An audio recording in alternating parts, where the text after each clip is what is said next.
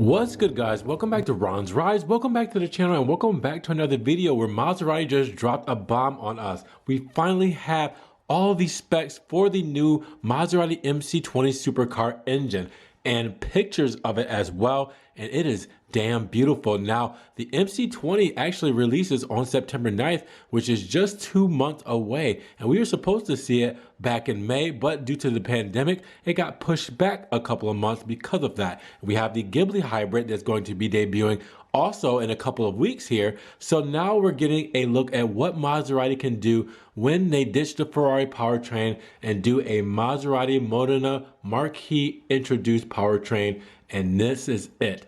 The Nettuno is what Maserati dubs it, and what that translates to is Neptune. And where do we know Neptune from? Well, the Trident. All right, so now with that said, let's talk about the juicy specs, because we've talked all about the MC20 before. Now let's talk about the real numbers.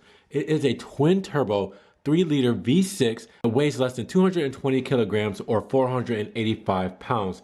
And it uses a dry sump and a F1 derived pre-chamber combustion system featuring twin spark plugs. Now with all of that, you get 630 horsepower at 7,500 RPM and 730 Newton meters. That's 538 pound-feet of torque. And this represents the first new Maserati engine developed in 20 years. Now, we probably already knew that it was going to have in the 600 horsepower range, as the Levante Trofeo boasts a twin-turbo V8 with 590 horsepower. We knew the MC20 really had to show out, and 630 horsepower, I'll take it. I mean, hold on, it's about time, Maserati, come on. I'm glad they are stepping up to the plate. And then we're supposed to have an all-new sports car Cabrio, which might be a convertible version of the MC20 in 2022. So Maserati has some great things coming, and a lot of electrification is going to play a role in the company's future. We'll see how that plays out with hybrid versions, V6s, and everything like that. Maserati's really bringing a lot to the supercar game, and they're really taking some chances, and I hope it pays off. But with that said, what do you guys think about the official horsepower numbers and the torque numbers of the Maserati MC20? Is it too little? Is it just enough?